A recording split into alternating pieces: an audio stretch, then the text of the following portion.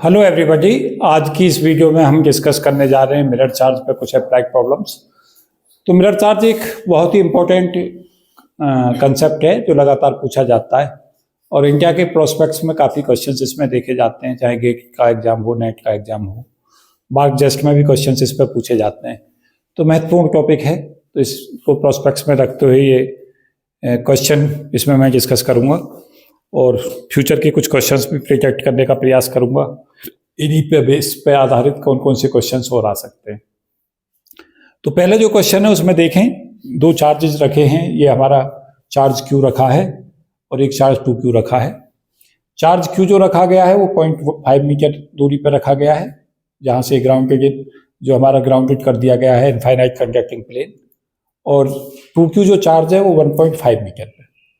तो mirror charge का जैसा मैं कंसेप्ट बता चुका हूँ, जितना हमारे पॉजिटिव चार्ज होते हैं उतनी ही डिस्टेंस पे इनफाइनाइट ग्राउंडेड कंडक्टिंग प्लेन से उतना ही डिस्टेंस के ऊपर उतना जितनी वैल्यू है चार्ज की, उसके जस्ट अपोजिट नेचर का चार्ज हम रख देते हैं, जिससे V की वैल्यू 0 बनी रहती है ग्राउंडेड इनफाइनाइट कंडक्टिंग प्लेन के ऊपर। तो V को 0 करने के लिए हमें क्या करना होगा? V हमारा 0 तब होगा जब हम इस चार्ज क्यू के करस्पॉन्डिंग एक लाइन ऐसा खींच लें,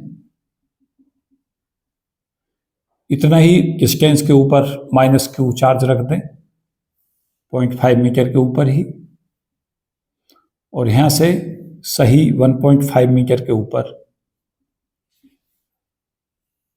चार्ज -2Q रख दें, जिसके चलते क्या होगा कि इस Q के कारण पोटेंशियल 0.5 मीटर पे जितना पॉजिटिव होगा इतना ही -2 का 0.5 मीटर पे पोटेंशियल हो जाएगा, तो पोटेंशियल 0 हो जाएगा इन दोनों के कारण।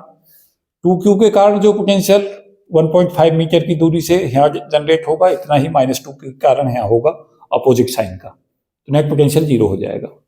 तो हमारा मेन पर्पज ही क्या होता है? V को 0 करना। तो दो चार्जेज ये हमारे मिरर चार्जेज हो गए, -Q -2Q। अब क्वेश्चन में क्या पूछा गया है? फोर्स पूछा गया है Q के ऊपर। हमें फोर्स बताना है कि चार्ज Q पर कितना होगा। तो तरीका क्या है बच्चों के, सबसे पहले क्या करें, उसके ऊपर जो बाकी के चार्ज हैं खुद पर कभी असर नहीं होता। मैं लगातार वीडियो में डिस्कस करता रहा हूं कि जब भी आप इलेक्ट्रिक फील्ड लें किसी भी चार्ज के ऊपर, तो उस चार्ज का नहीं लेना जिसके ऊपर कैलकुलेट कर रहे हैं, बल्कि बाकी का देखते हैं असर किधर की तरफ जा रहा है। तो यहाँ पे 3 चार्ज हैं जो ओवरऑल चार्ज हैं, लेकिन 3 चार्जों का असर पड़ेगा Q के ऊपर। तो हम देखें कि इम्पैक्ट कैसे पड़ेगा। तो ये 2Q है, इसका असर इस Q पे किधर की तरफ लगाएगा इलेक्ट्रिक फील्ड। 2Q चार्ज है पॉजिटिव, तो ये पॉजिटिव चार्ज इस चार्ज Q को रिपेल करेगा, तो इधर की तरफ इलेक्ट्रिक फील्ड लगाएगा, फोर्स इधर की तरफ लगेगा। ये -Q है, ये इसको अट्रैक्ट करेगा +Q को, तो ये भी इधर की तरफ ही फोर्स लगाएगा। -2Q है, ये चार्ज Q है, इस +Q चार्ज को ये अपनी तरफ अट्रैक्ट करेगा। तो ये तीनों चार्ज जो होंगे उन तीनों का ओवरऑल रोल क्या होगा? इसको इधर की तरफ भेजना। तो ये +2Q वो भी इसे रिपेल करके इधर की तरफ भेज रहा है, ये -Q इस +Q को अपनी तरफ खींच रहा है, वो भी अट्रैक्टिव फोर्स लगा रहा है, और -2Q भी इस Q को अपनी तरफ को खींच रहा है। तो यहाँ पे फोर्स जो लगेंगे वो कैसे होंगे? तीनों एक ही दिशा में लगेंगे। तो फोर्स की वैल्यू को हम कैसे निकालें? फोर्स को निकालने के लिए आप पहले इलेक्ट्रिक फील्ड निकाल लें, और फिर इलेक्ट्रिक फील्ड को इसके ऊपर जब इलेक्ट्रिक फील्ड निकल जाएगा Q के ऊपर, तो इस Q से मल्टीप्लाई कर देंगे। तो E निकालने के लिए हमारे पास क्या होगा? 1/4πε0 E1 कह दें इसके कारण, तो ये आ जाएगा हमारा 2Q/1 का स्क्वायर। ये भी समझें कि मैंने 1 का स्क्वायर यहाँ क्यों किया है। इलेक्ट्रिक फील्ड का फॉर्मूला होता है 1/4πε0 Q डिस्टेंस का स्क्वायर। तो यहाँ पे वैल्यू हो गई है चार्ज की 2Q, तो ये 2Q ले लिया। डिस्टेंस यहाँ से यहाँ तक की चाहिए। अब यहाँ से यहाँ तक की डिस्टेंस 1.5 है, ये 0.5 है, तो यहाँ से यहाँ तक की डिस्टेंस 1 मीटर होगी। 1.5 में से सीधा हमने क्या किया? 0.5 मीटर कम कर दिया, तो ये वैल्यू हमारी 1 हो गई। तो 1/4πε0 चार्ज 2Q हुआ, डिस्टेंस का स्क्वायर। इसके अलावा अगला जो पोटेंशियल इलेक्ट्रिक फील्ड है वो इसके कारण होगा, वो कितना हो जाएगा? 1/4πε0 Q/, यहां से यहां तक की डिस्टेंस का स्क्वायर करना होगा 1 स्क्वायर, क्योंकि ये 0.5 है और ये भी 0.5 है, तो यहां से यहां तक की डिस्टेंस कितनी हो गई? 1 हो गई। ये हमारा इस क्यू के कारण इलेक्ट्रिक फील्ड हो गया। अगला 1/4πε0 2q, इसके कारण 2q और दिस डिस्टेंस का स्क्वायर, ये डिस्टेंस कितनी है?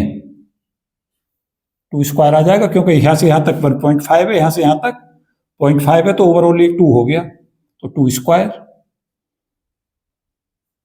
यहां से हम 1/4πε0 q ये कॉमन निकाल दें, 2 + 1 + देखें क्या आया? हाफ।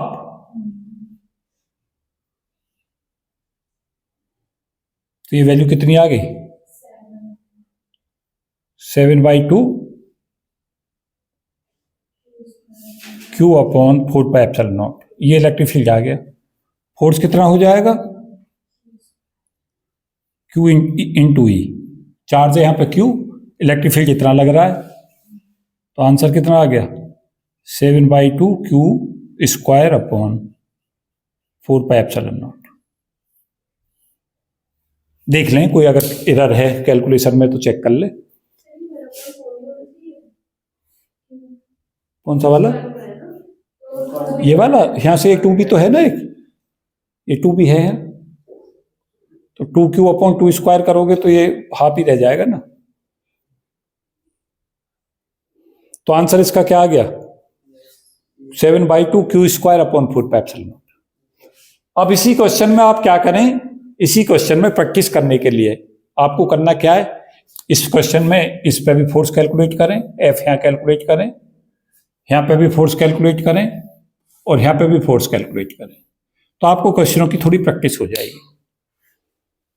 और प्रैक्टिस की बहुत रिक्वायरमेंट होती है। सदा क्या करें? क्वेश्चनों की प्रैक्टिस खूब सारी लगाएं, जिससे क्वेश्चंस जो है हमारे आसानी के साथ सॉल्व करने हमें आ जाएं। तो सपोज किया हमें इस पे कैलकुलेट करना है, मैं पूरी वैल्यू तो नहीं बता रहा हूं, लेकिन आपको कंसेप्ट समझा दे रहा हूं। इस पे फोर्स हमें चाहिए, तो क्या करें? अब इस पे असर जो पड़ेगा वो इसका, इसका और इसका पड़ेगा। अगर वो कहता है कि 2q पे बताइए कितना फोर्स होगा, तो इस q के कारण इधर की तरफ को इस पे रिपल्सन लगेगा, और -q के कारण इस पे अट्रैक्शन लगेगा, इधर की तरफ फोर्स लगेगा, और -2q के कारण इधर की तरफ लगेगा। तो ये दो जो फोर्स हैं वो तो ऐड हो जाएंगे, और ये वाला फोर्स इधर की तरफ, ये रिपल्सन फोर्स या अट्रैक्शन, इनमें से फिर हमें ये देखना पड़ेगा कि ज्यादा कौन सा है।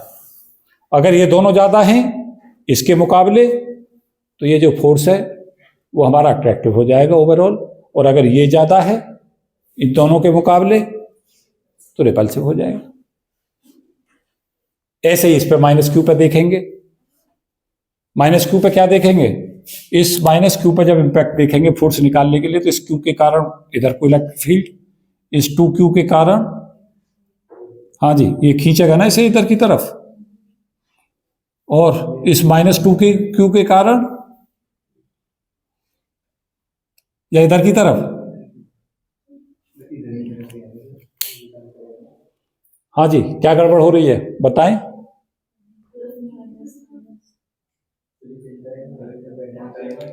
अगर आप इलेक्ट्रिक फील्ड की बात कर रहे हैं तो इलेक्ट्रिक फील्ड के लिए आपने जो दिशाएं हैं वो सही दे रखी हैं।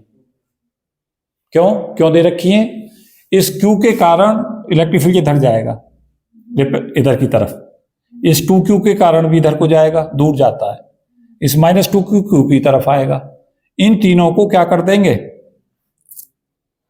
हाँ जी, इन तीनों को ऐड करके पहले इलेक्ट्रिक फील्ड निकाल लेंगे, और फिर -q से मल्टीप्लाई कर देंगे, क्योंकि यहां पे चार्ज -q रखा है। क्या किया हमने? इलेक्ट्रिक फील्ड लिया ये, और इलेक्ट्रिक फील्डों को सबको ऐड कर दें, और फोर्स को फिर चार्ज इनटू इलेक्ट्रिक फील्ड के बराबर लिखते हैं। इस -2q के कारण देखें, -2q के कारण एक बार फिर से चेक कर लें। अगर हम वैसे देखें तो -2q नेगेटिव चार्ज है, तो नेगेटिव की तरफ को ही इलेक्ट्रिक फील्ड आता है, नेगेटिव से दूर थोड़ी जाएगा, तो इधर की तरफ ही आएगा इलेक्ट्रिक फील्ड।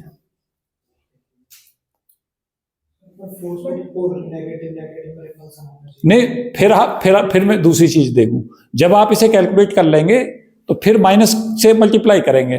पहले आपने केवल इलेक्ट्रिक फील्ड देखा है, इलेक्ट्रिक फील्ड को ऐड कर दें और फिर देखें क्या हमारा बन रहा है। लेकिन अगर रिपल्सन से ऐसे देख रहे हैं तो देखो फिर आंसर में क्या प्रभाव पड़ रहा है, -2q और -q, ये वाला जो चार्ज है इस चार्ज को रिपेल करेगा इधर की तरफ, ये वाला चार्ज इस चार्ज को क्या करेगा, अट्रैक्ट करेगा, और ये चार्ज इस चार्ज को अट्रैक्ट करेगा। तो सही आ रहे हैं रिजल्ट, ये आना भी चाहिए। क्यों, अब ये तीनों के साइन एक ही तरफ को चले गए ना, और तीनों साइन चलने का मतलब क्या हुआ, नेट फोर्स इधर की तरफ काम करेगा, और करना भी चाहिए। जब इलेक्ट्रिक फील्ड इधर को आ गए और नेगेटिव चार्ज है तो फोर्स की दिशा इधर हो जाएगी।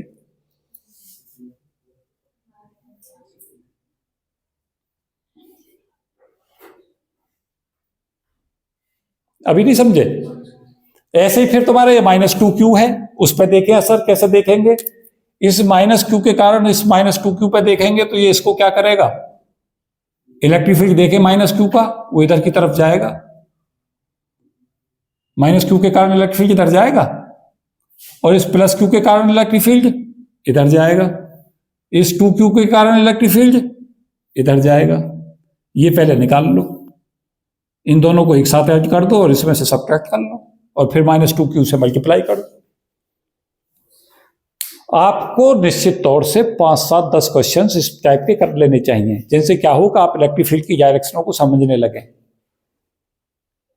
इलेक्ट्रिक फील्ड को पहले कैलकुलेट करते हैं, और इलेक्ट्रिक फील्ड के बाद कैलकुलेट के बाद में चार्ज से, जिस चार्ज पे फोर्स निकालना चाहते हो उस चार्ज से मल्टीप्लाई कर देते हैं। अब यहाँ क्या हुआ, जब ये फोर्स सारे के सारे इधर की तरफ को चल रहे थे, चार्ज माइनस था, तो इलेक्ट्रिक फील्ड तो इधर की तरफ आ रहा था, लेकिन फोर्स उधर की तरफ लग गए। और उसका रीजन क्या रहा, अगर आप ऐसे फिजिक्स में समझाने की कोशिश करो तो ऐसे समझाओगे, -q को ये दोनों तो अट्रैक्ट कर रहे हैं, तो ये इन्हें अपनी तरफ को खींचेंगे इधर की तरफ को, और ये -2q इसे रिपेल करेगा तो भी इधर की तरफ जाएगा, तो तीनों एक ही तरफ को आ गए। इसका मतलब आप फिजिक्स से ही अप्लाई कर रहे हैं। तो ये इलेक्ट्रिक फील्ड के जो क्वेश्चन है उनमें डायरेक्शन देखना, फोर्स की वैल्यू कैलकुलेट करना, सदा एक ही चीज याद रखो, पहले इलेक्ट्रिक फील्ड कैलकुलेट कर लो डायरेक्शन लगा के, साइन मत लो, माइनस प्लस कुछ भी, केवल क्या करो, उनकी डायरेक्शनों को देख के डायरेक्शन दिखा दो। जो डायरेक्शन में अगर तीनों एक ही डायरेक्शन में आ जाएं तो तीनों को ऐड कर दो, और जिस पॉइंट के ऊपर फोर्स निकाल लें उसके चार्ज से मल्टीप्लाई कर दो। That is the best way question को सॉल्व करने का। तो ऐसे क्वेश्चन जरूर करके रखो, काफ़ी क्वेश्चंस मैंने देखे हैं कॉम्पिटिटिव एग्जाम में जो इस कंसेप्ट पर बेस आते हैं। दूसरा एक क्वेश्चन डिस्कस कर रहा हूँ, क्या है क्वेश्चन के अंदर कि एक चार्ज है इनफाइनाइट कंडक्टिंग प्लेन से डी डिस्टेंस के ऊपर रेस्ट पे रखा है। इस तरीका से माने, मैं डायग्राम से समझाता हूँ कि ये चार्ज है Q, तो ये ग्राउंडेड है, और ये डिस्टेंस कितने पे रखा है बच्चों, डी पे, रेस्ट पे रखा है। यहाँ पे मिरर चार्ज इसका -q होगा, तो इसे अट्रैक्ट करेगा, ये -q क्या करेगा, इसको अट्रैक्ट करेगा अपनी तरफ। जब इसे ये अट्रैक्ट करेगा तो उसके चलते क्या होगा उसको समझो। उसके चलते ऐसा होगा कि इसके ऊपर दोनों के बीच में डिस्टेंस कम होती जाएगी।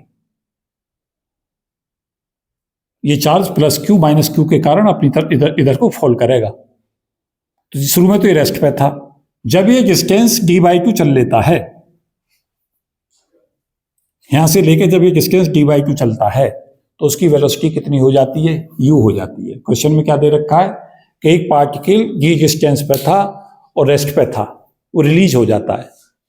कहां से आता है, ऊपर से नीचे की तरफ को चलना शुरू कर देता है, और क्या करता है, v = u हो जाता है जब वो d/2 डिस्टेंस पे होता है। फिर क्या पूछता है, at what distance from the plane v = u to u, velocity 2u कहां हो जाएगी, ये हमें कैलकुलेट करना है। तो एक बहुत ही अच्छा क्वेश्चन इसे मैं कहूंगा, इस टाइप के क्वेश्चंस काफी पूछे जाते हैं। और ऐसे भी पूछ सकता है कि वो समय निकालिए जब ये यहां से लेकर यहां जब टकराएगा तो कितने समय में टकराएगा, ये भी क्वेश्चन है। और ये ग्रिफिथ की अनसॉल्व प्रॉब्लम है। क्या कहा उसमें कि आप कैलकुलेट कीजिए कि चार्ज Q जब यह फॉल करता है और इस प्लेन से टकराता है तो कितना समय लेता है। तो ये सब चीजें आपको इसमें कैलकुलेट करनी है।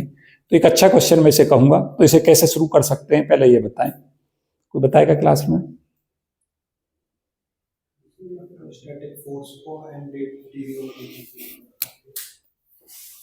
सपोज किया इस डिस्टेंस को कुछ मान लो Z मान लो, तो फोर्स जो होगा वो होगा mass into acceleration m/d2z upon dt square, और इसकी वैल्यू कितनी होगी 1/4πε0 q into -q upon 2z का स्क्वायर। समझे मैंने कैसे लिया? मैंने मान लिया इस तरीका से कि डिस्टेंस z पे है, ये है, उस समय पे इसका एक्सीलरेशन कितना होगा, acceleration d2z upon dt square होगा।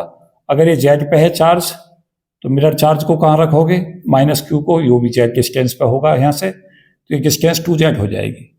तो फोर्स कितना हुआ, मास इंटू एक्सीलरेशन, और फोर्स की वैल्यू किसके बराबर कर दो 1/4πε0 q इंटू -q अपॉन, अब डिस्टेंस यहां से यहां तक की कितनी है 2z स्क्वायर, क्योंकि फोर्स किसके बराबर होता है 1/4πε0 q1 q2 upon r square, और ये अट्रैक्टिव होगा फोर्स इस अट्रैक्शन से। अभी नहीं समझ पाए? फोर्स बराबर mass into acceleration, Newtonian mechanics, और फोर्स बराबर 1/4πε0 q1 q2 by r square. r को z मान लो। क्या करोगे, m को यहां ले आओ, ये एक्सीलरेशन है, अगर एक्सीलरेशन पूछता है तो क्या करो, यहां से 2dz upon dt d2z upon dt square into dt, 2z upon dt into dt से मल्टीप्लाई कर दो दोनों तरफ, तो ये वैल्यू आ जाएगी 1/4πε0 -q square upon 4z square 2dz upon dt into dt। Calculation में थोड़ी मदद करना, कैलकुलेशन गलत नहीं होनी चाहिए, अगर कैलकुलेशन गलत करते हो तो फिर क्वेश्चन ही गलत हो जाता है।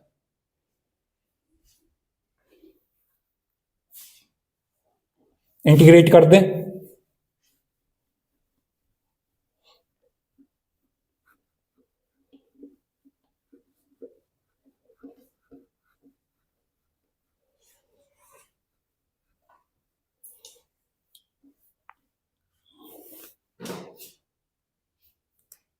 जैसे इंटीग्रेशन करेंगे तो लेफ्ट का इंटीग्रेशन क्या आ जाएगा dz अपॉन dt का स्क्वायर, इसका इंटीग्रेशन इधर करें इधर भी करें, इधर इंटीग्रेट करेंगे तो क्या आ जाएगा इंटीग्रेशन ऑफ -1/4πε0, हाँ जी बताएं क्या आया, 2q square upon 4z square dz,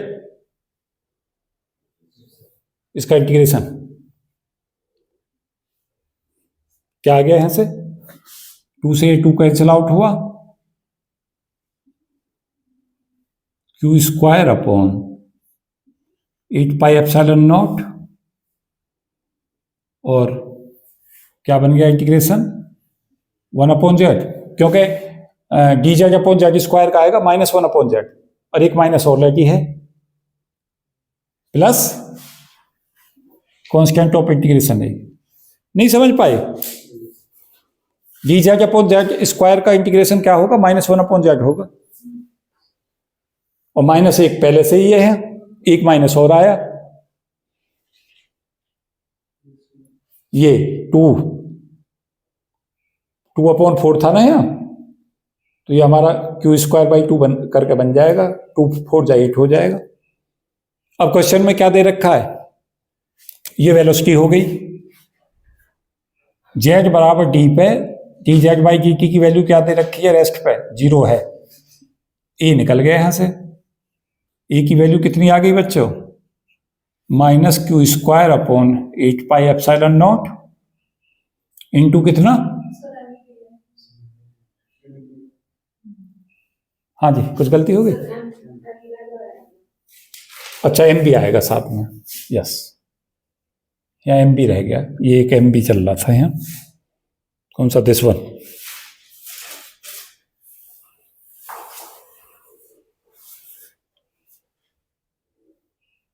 यहां भी एम आ जाएगा, ए में भी यहां रख दो, तो D Z upon D T square equal to क्या बन गया बच्चों, Q square upon 8 pi epsilon not M 1 upon Z minus 1 upon D. देखना सबका यही बन रहा है,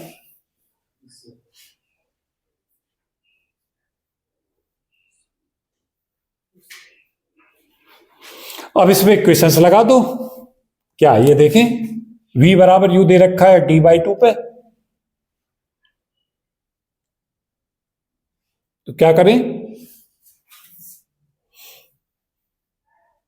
इक्वेशन बना लें, u square equal to q square upon 8 pi epsilon not M 1 upon z कितना लेना है हमें, d by 2, 1 upon d by 2 minus 1 upon d equal to q square upon 8 pi epsilon not m, ये 2 upon d minus 1 upon d कितना हो गया, 1 upon D हो गया ये। अब क्या पूछा है, v बराबर 2u पर डिस्टेंस पूछी है, v बराबर 2u का मतलब क्या है, 4u स्क्वायर कर दूं, ये v स्क्वायर का फॉर्मूला तो यहाँ 4u स्क्वायर हो जाएगा, equal to q square upon 8 pi epsilon not m, और यहां कितना ले लूं, 1 अपॉन जेड डैश कह दूं उसे minus 1 upon T. Z dash पे मान लिया हमारी वेलोसिटी कितनी हो जाती है, 2u हो जाती है, ये D Z upon D T velocity है, v स्क्वायर है ये वैल्यू, और v दे रखा 2u, तो v स्क्वायर हो गया 4u स्क्वायर, और मान लो ये जेड डैश पे हो जाता है ऐसा, जेड डैश की वैल्यू निकाल ली। दोनों इक्वेशनों को क्या करो, क्यों जी, इसको यहां भी 4 से मल्टीप्लाई कर लो, इसे भी, क्यों किया ऐसा मैंने, क्योंकि मेरी लेफ्ट हैंड साइड बराबर हो गई, 4 से मल्टीप्लाई करते क्या हुआ, लेफ्ट हैंड साइड बराबर हो गई, तो राइट भी बराबर होनी चाहिए, तो ये value q square upon 8 pi epsilon not m 4 upon d, ये किसके बराबर होना चाहिए, q square upon 8 pi epsilon not M 1 upon z dash minus 1 upon d. इसको इससे कैंसिल आउट कर दो, तो 4 अपॉन डी की वैल्यू कितनी हो गई, 1 upon z dash minus 1 upon D, तो 5 अपॉन डी कितना आ गया, 1 अपॉन जेड डैश, तो जेड डैश की वैल्यू कितनी हो गई, डी अपॉन 5 हो गई, तो डी अपॉन 5 पे कितनी हो जाएगी वेलोसिटी, 2u हो जाएगी। आंसर इसका चेक कर लेना, ये नेट का क्वेश्चन है आया हुआ। अब इसी क्वेश्चन में एक अनसॉल्व प्रॉब्लम को सॉल्व कर रहा हूं, क्या कैलकुलेट करना है, जब ये यहां से यहां तक फॉल करेगा, डी डिस्टेंस तक फॉल करेगा, तो उसमें कितना समय लेगा। क्या क्वेश्चन है, you have to calculate the value of time, कहां, जब डिस्टेंस डी से 0 रह जाती है।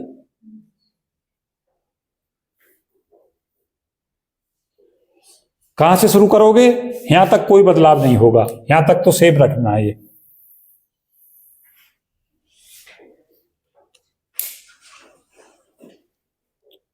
क्वेश्चन क्या पूछ रहा हूं, टाइम टेकन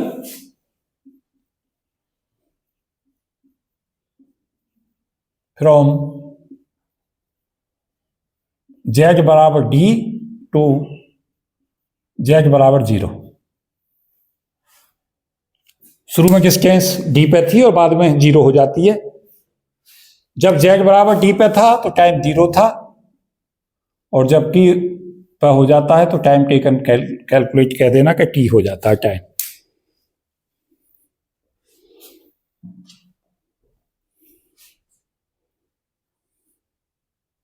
रब कर दूं? कोई दिक्कत हुई क्वेश्चन को समझने में? एक कंसेप्ट हमें केवल अप्लाई करना था। क्या कंसेप्ट? ये था कि जब हमारी वेलोसिटी 0 है, जब z की वैल्यू d है, और किसी इंस्टेंट पे हम क्या मान लेंगे, पार्टिकल q को z डिस्टेंस पे मान लेंगे, वहां पे उसका acceleration d2z upon dt square, velocity dz upon dt। तो अगर आपने नोट कर लिया तो इसे मैं रब कर दूं। बहुत ही प्यारा क्वेश्चन है, और ये क्वेश्चन भी कंपटीशंस में लगातार आता है, जो मैं भी करा रहा हूं। इस फॉर्मूले को, जो ये वाला फॉर्मूला है, इसको कभी भूलो भी मत। ये सीधा सीधा वेलोसिटी को कैलकुलेट करने का फॉर्मूला है। अगर किसी इंस्टेंट पे वेलोसिटी पूछता है तो इस फॉर्मूले से लगा कैलकुलेट करना है।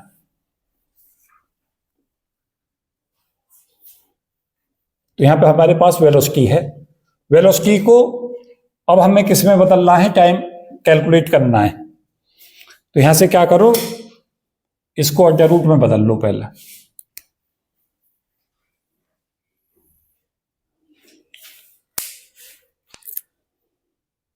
क्या करें, dz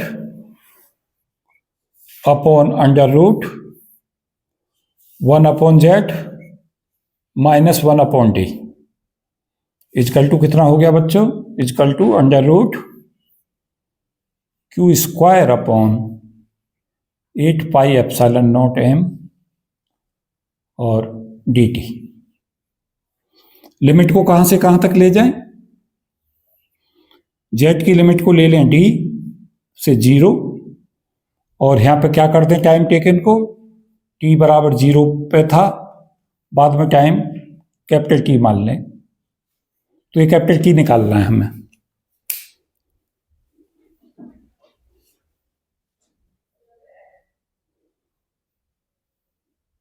तो इसमें सब्स्टिट्यूशन मेथड आप लगा सकते हैं।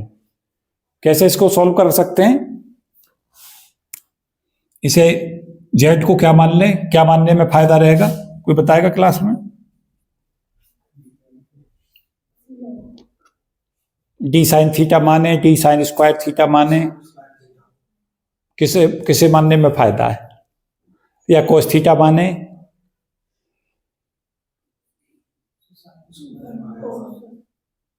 हाँ जी बताएं, क्या मानने में फायदा है?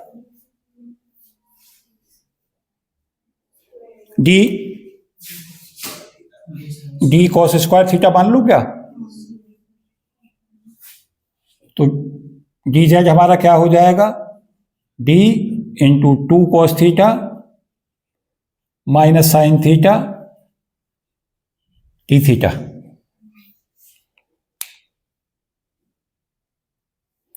और लिमिट कैसे बदलोगे अब?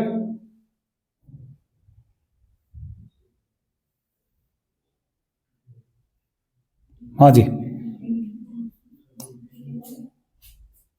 Integration -2d। आप ये ना सोचें इसमें अब कुछ और है, इसे तो मैथमेटिक्स है, पूरा मैथ ही सॉल्व करना है, बाकी कुछ बचा थोड़ा ही है। सब्स्टिट्यूशन मेथड लगाना, इंटीग्रेशन को सॉल्व करना है, वैल्यू को पुट कर देना, आ गया answer.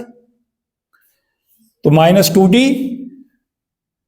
Sign theta cos theta D theta upon under root 1 upon z कितना हो गया बच्चों, 1 अपॉन डी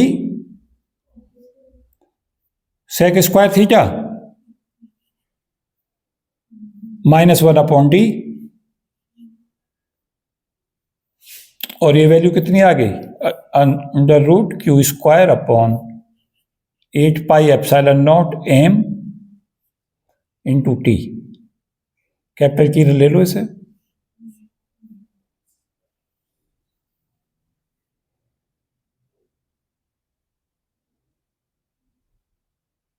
देखें, root sec square minus theta कितना हो गया? क्यों जी? 1 प्लस टेन स्क्वायर थीटा होता है हमारा सेक स्क्वायर थीटा। तो सेक स्क्वायर थीटा माइनस 1 को क्या ले सकते हैं?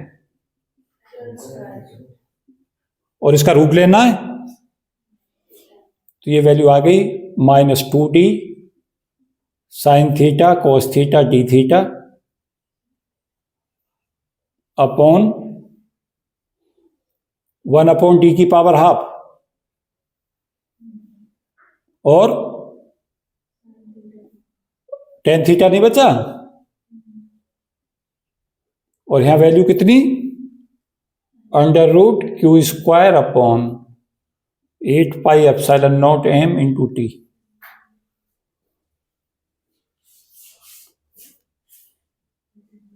इसको क्या कर दूं? टेन थीटा को लिख दूं sine theta upon cos theta, तो ये d की पावर 3/2 बन गया ऊपर, और यहां क्या बन गया? ये साइन से साइन कट गया, थीटा डी थीटा, और माइनस भी चल रहा है एक, और ये 2 भी है, equal to √q² upon 8πε0m into t. देखें, इसकी वैल्यू इंटीग्रल की सॉल्व करें, -d/2, इसको मैं क्या लिख सकता हूं? cos 2 थीटा का फॉर्मूला होता है 2 cos स्क्वायर थीटा -1, तो 2 cos स्क्वायर थीटा की वैल्यू कितनी हो गई बच्चों? 1 प्लस cos 2 थीटा। यहां पर रख दें, क्या आ गया? ये इंटीग्रल 1 प्लस cos 2 थीटा और डी थीटा,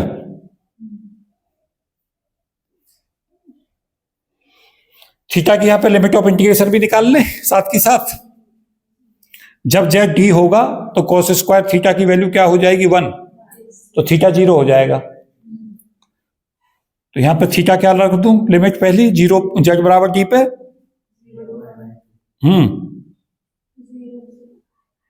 डी पे कितनी? 0 हो गई, और यहां पे 0 होगी तो यह π/2।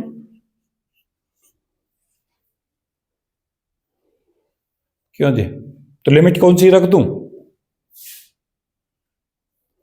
0 से π/2, और ये कितना बन गया?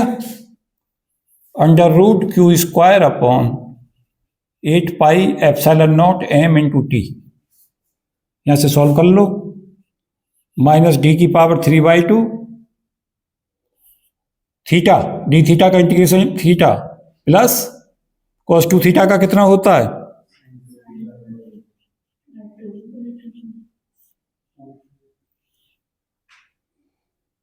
क्यों जी? Equal to √q² upon 8πε0m into T, और यहां पे 0 से π/2 लिमिट रखो, तो ये हमारा -d की पावर 3/2 इंटू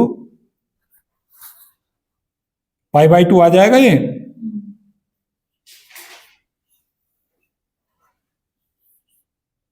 और ये माइनस चिन्ह की कहां गलती हो रही है उसे चेक करो, माइनस नहीं आना चाहिए, प्लस में ही आना चाहिए था। देखो कहां गलती की है हमने। माइनस कर दिया जाएगा क्योंकि टाइम बढ़ने पर डिक्रीज हो रहा होगा, क्योंकि जो वेलोसिटी स्क्वायर जो आया वहां से दो वैल्यू आ रही है प्लस माइनस वाली देंगे, d/dz dz/dt नेगेटिव होगा। वेलोसिटी माइनस में क्यों होगी सर? क्योंकि z डिक्रीज हो रहा है ना टाइम। यस यस बिल्कुल, हमारा माइनस से एक साइन जो कवर नहीं हुआ वो इस वजह से नहीं हुआ कि dz/dt में साइन जब लेंगे तो माइनस लेंगे, क्योंकि dz/dt के 2 रूट होंगे, प्लस और माइनस। माइनस वाला क्यों लेंगे कि z हमारा घट रहा है जब टाइम बढ़ रहा है, क्योंकि जब पार्टिकल नीचे को फॉल करेगा तो हमारा जेड कम होता जा रहा है और डी नेगेटिव है, तो माइनस साइन एक हमारा यहां से चलेगा इसमें माइनस, तो ये माइनस माइनस क्या बना देगा बाद में, इसे पूरा प्लस में बदल लेना। वैसे भी अगर माइनस की गड़बड़ आए टाइम में तो सदा उसे प्लस में बदल लिया करो, इसका मतलब हमने कोई ना कोई मिस्टेक कमिट कर दी है, कभी भी टाइम माइनस में नहीं होता। तो यहां से टाइम निकाल लो, कितना आ गया, टी इजकल टू हाँ जी 4q स्क्वायर अपॉन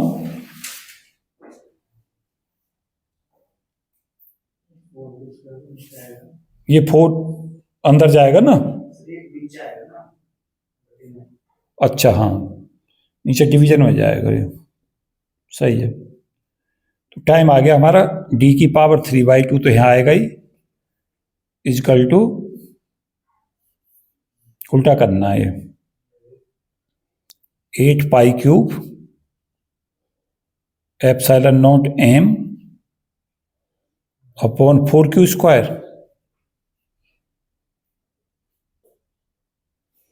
तो पाई ये मैंने अंदर ले गया ना, पाई स्क्वायर कर लिया ये अंदर ले जाके, तो 8 पाई क्यूब हो गया, ये 2 हो गया ये। तो टाइम जो आ रहा है वो आ रहा है equal to under root 2 pi cube epsilon naught m upon q square और d की पावर 3/2। इस q को यहां पे भी ला सकते हो 1/q में। तो टाइम टेकन कितना हो गया, t equal to 1/q under root 2 pi cube m epsilon naught d की पावर 3/2। एक बार चेक कर लो, अनसॉल्व प्रॉब्लम थी डेविड जे ग्रिफिथ की, मिरर चार्ज का ही क्वेश्चन है ये, कि जब ये पार्टिकल स्ट्राइक करेगा इस पे तो इतना समय लेगा। तो एक बार मिरर चार्ज के उससे फॉर्मूले से चेक कर लो, अनसॉल्व क्वेश्चन है।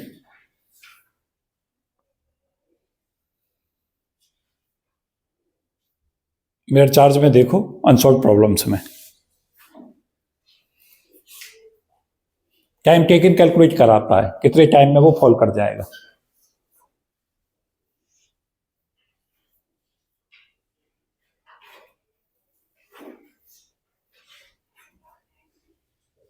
साथ साथ ये भी बताना चाहूंगा कि जब D Z upon D T की वैल्यू प्लस माइनस रूट हमें लेने हो तो एक चीज सदा याद रखना कि D Z upon D T में पहले देख लेना, अगर जेड बढ़ रहा है टी के हिसाब से तो प्लस लेना है, और अगर हमारा जेड कम हो रहा है टी बढ़ रहा है, क्योंकि टी सदा बढ़ता ही है, टाइम तो कभी माइनस होता नहीं, पॉजिटिव ही होता है। फिर हम जेड से देखते हैं कि जेड बढ़ रहा है घट रहा है। इसमें क्या हुआ कि पार्टिकल जब ऊपर से नीचे की तरफ को फॉल करेगा तो उसका टाइम टेकन जो कम होता चला जाएगा, और टाइम टेकन जो है बढ़ता चला जाएगा, लेकिन जेड जो है वो टाइम के हिसाब से क्या होता चला जाएगा, टी बढ़ेगा और जेड कम होता जाएगा, तो माइनस लेना है हमें। तो D Z upon D T की वैल्यू को ध्यान दो, प्लस कब लेते हैं, पॉजिटिव लेते हैं जब जेड बढ़ रहा हो, जब टी बढ़ रहा हो, और नेगेटिव कब लेते हैं, जेड घट रहा हो और टी बढ़ रहा हो। यही कंडीशंस होती हैं। किसी को मिला नहीं मिला क्वेश्चन?